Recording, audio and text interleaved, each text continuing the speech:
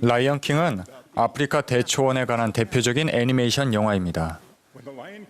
선왕이 아들을 구하고 죽자 어린 왕자는 쫓겨나고 포악한 새 왕은 대초원의 균형을 파괴합니다. 어린 사자는 조언자의 도움으로 왕국을 되찾습니다. 그는 대초원의 거대한 삶의 순환고리에 필요한 균형에 눈을 뜨게 됩니다. 왕의 자리를 되찾는 과정에서 어린 사자는 마음의 눈으로 보라는 조언을 받습니다.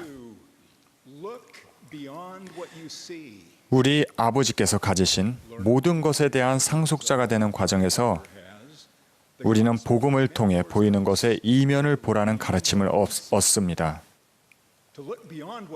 눈에 보이는 것의 이면을 보기 위해서 우리는 구주의 눈으로 다른 이들을 보아야만 합니다.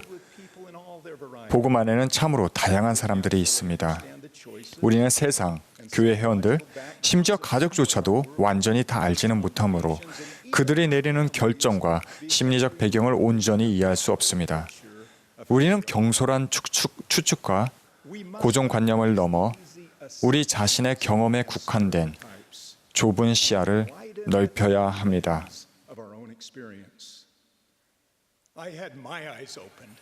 저는 30년 전에 성교부 회장으로 봉사하면서 눈에 보이는 것의 이면을 보는 시야를 깨달을 수 있었습니다.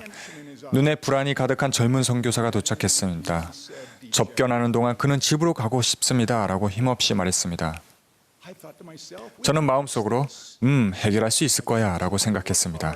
저는 그에게 일주일 동안 열심히 일하고 이 문제에 대해 기도한 후에 제게 전화하라고 했습니다. 일주일 후 거의 같은 시간에 그가 전화를 했는데 여전히 집에 가고 싶어 했습니다. 저는 다시 그에게 기도하고 열심히 일하라고 조언하고 일주일 후에 다시 전화하라고 했습니다. 다음 접견에서도 상황은 그대로였습니다. 그는 계속해서 집에 가겠다고만 고집했습니다. 그를 집에 돌려보내지 않을 작정이었기에 그에게 그가 받은 부름의 성스러운 본질에 대해 가르치기 시작했습니다. 저는 그에게 자신을 잊고 나가서 봉사하라고 격려했습니다. 하지만 제가 제시한 어떤 방법도 그의 마음을 바꿀 수 없었습니다. 마침내 제가 큰 그림을 놓치고 있다는 생각이 떠올랐습니다. 그 순간 그에게 이런 질문을 해야 한다는 영의 속삭임을 느꼈습니다. 장로님, 어려운 점이 무엇인가요? 그가 한 말이 제 마음을 찔렀습니다.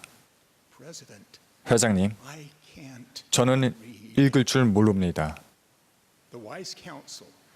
제가 그에게 아주 중요하다고 여긴 현명한 권고는 그의 필요사항과는 전혀 관련이 없었습니다.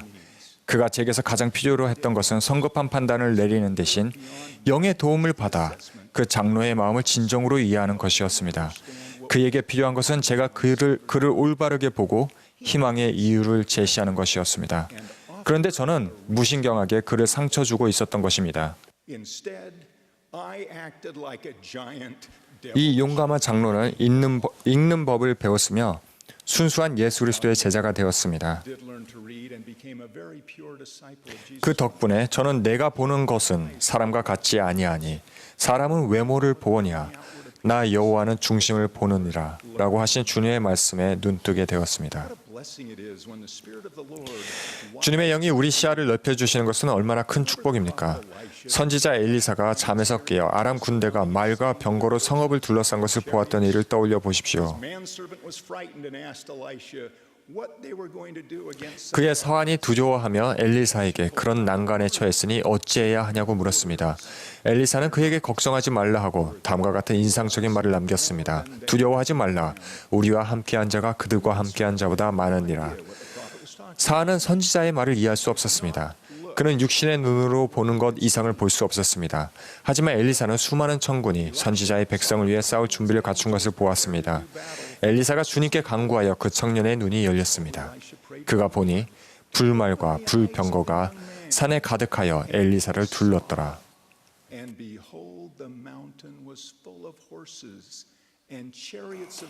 우리는 종종 외견상의 차이점으로 우리와 다른 이들을 구분짓습니다. 우리는 생각하고 말하고 옷 입고 행동하는 방식이 우리와 비슷한 사람과 함께할 때 편안함을 느끼며 환경이나 배경이 다른 사람과 있을 때 불편함을 느낍니다.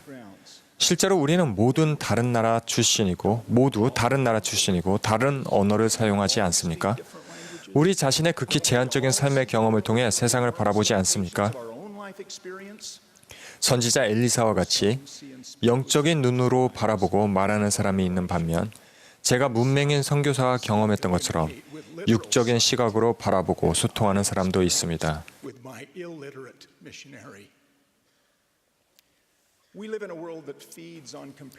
우리는 비교와 비난, 결점 찾기와 꼬리표 붙이기가 만연한 세상에 살고 있습니다.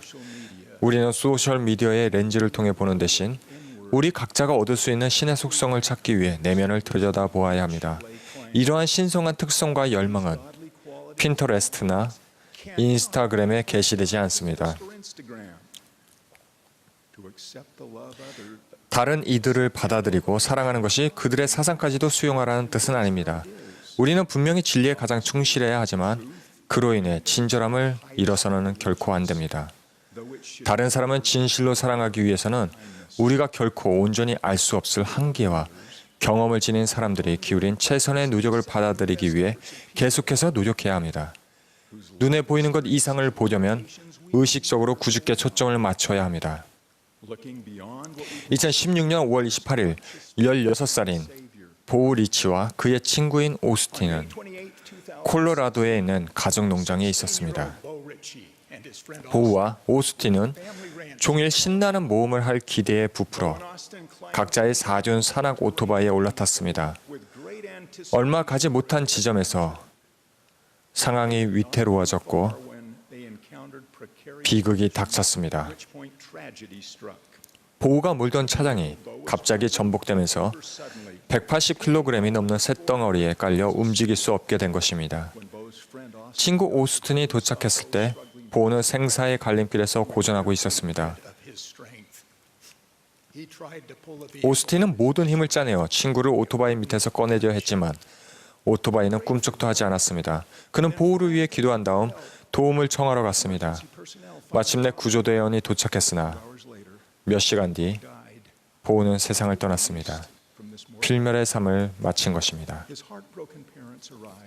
망연자실한 그의 부모가 도착했습니다. 그들이 보우의 사랑하는 친구와 가족들과 함께 작은 병실에 서 있을 때 한 경찰관이 들어와 보우의 휴대전화를 어머니에게 전했습니다. 휴대전화를 받아들자 알람이 울렸습니다. 그녀는 휴대전화를 열어 보우의 알람을 보았습니다. 그녀는 잘 놀고 모험을 즐기던 10대 아들이 매일 읽으려고 설정해 놓은 메시지를 소리내어 읽었습니다. 오늘도 예수 그리스도를 내 삶의 중심에 둘 것을 기억하자.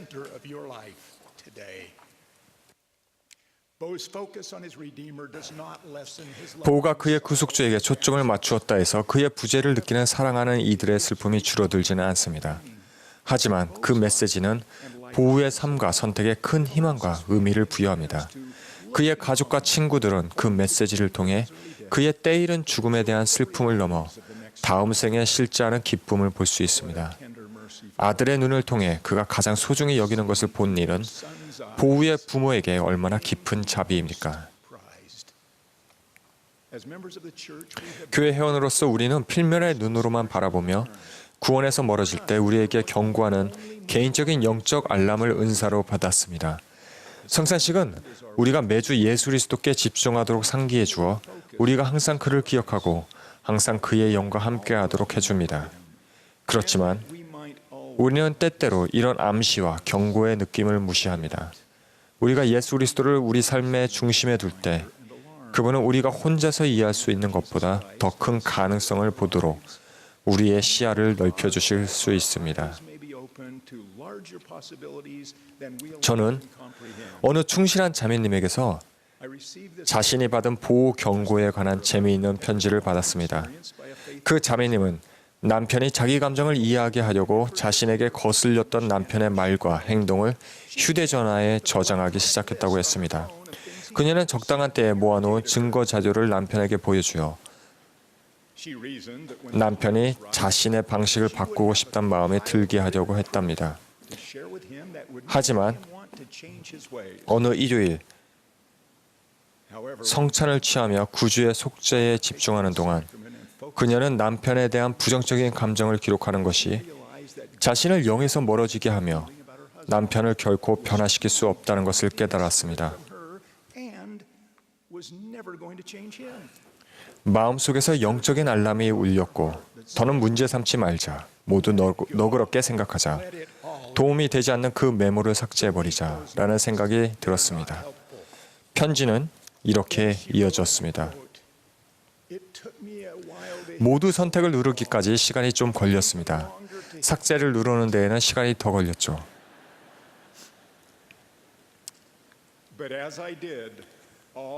하지만 전부 다 지우자 모든 부정적인 느낌이 사라져버렸어요.